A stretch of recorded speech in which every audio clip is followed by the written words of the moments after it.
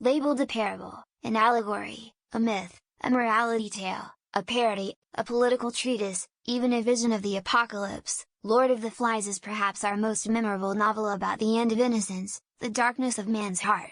In the midst of a raging war, a plane evacuating a group of schoolboys from Britain is shot down over a deserted tropical island. Two of the boys, Ralph and Piggy, discover a conch shell on the beach. Piggy realizes it could be used as a horn to summon the other boys. Once assembled, the boys set about electing a leader and devising a way to be rescued. They choose Ralph as their leader, and Ralph appoints another boy, Jack, to be in charge of the boys who will hunt food for the entire group. Ralph, Jack, and another boy, Simon, set off on an expedition to explore the island. When they return, Ralph declares that they must light a signal fire to attract the attention of passing ships. The boys succeed in igniting some dead wood by focusing sunlight through the lenses of Piggy's eyeglasses.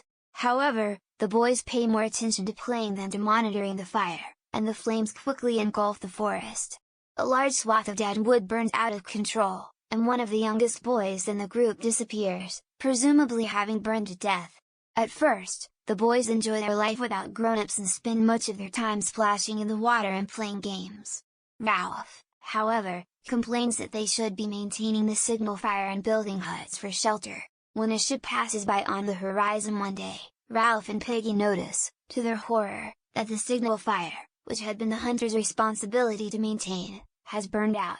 Furious, Ralph accosts Jack, but the hunter has just returned with his first kill, and all the hunters seem gripped with a strange frenzy, reenacting the chase in a kind of wild dance.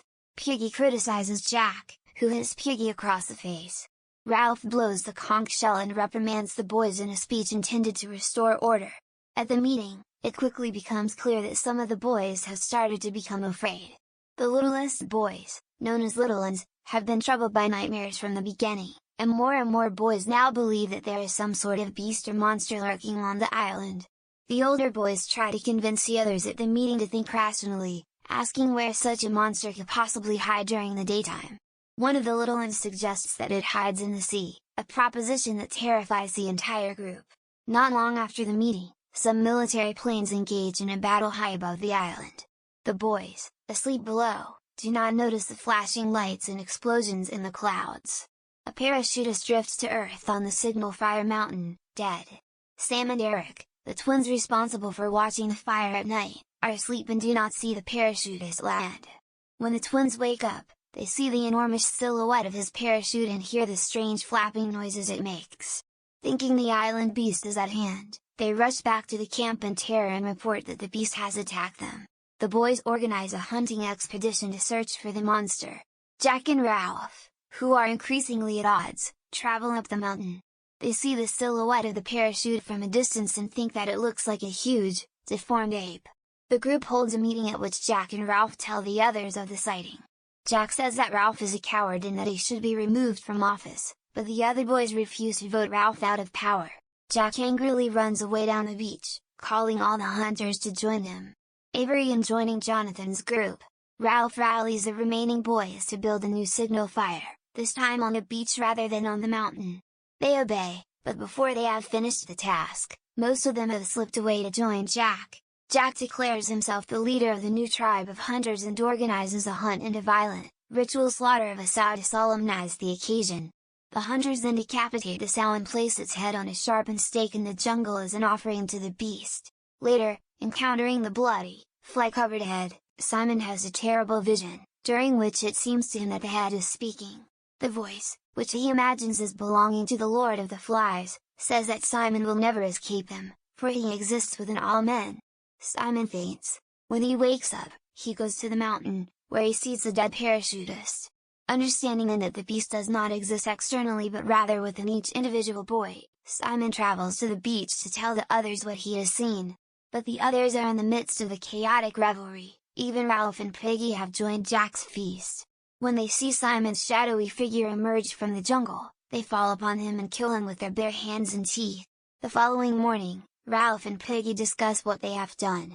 Jack's hunters attack them and their few followers and steal Piggy's glasses in the process. Ralph and Piggy discuss what they have done. Travels to Jack's stronghold in an attempt to make Jack see reason. Jack orders Sam and Eric tied up and fights with Ralph.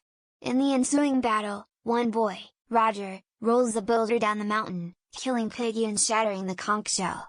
Ralph barely manages to escape a torrent of spears. Ralph hides for the rest of the night and the following day, while the others hunt him like an animal. Jack has the other boys ignite the forest in order to smoke Ralph out of his hiding place.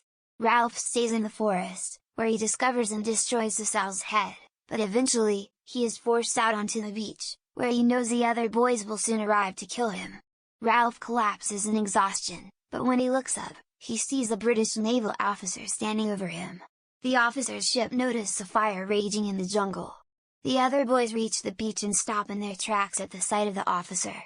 Amazed at the spectacle of this group of bloodthirsty, savage children, the officer asks Ralph to explain.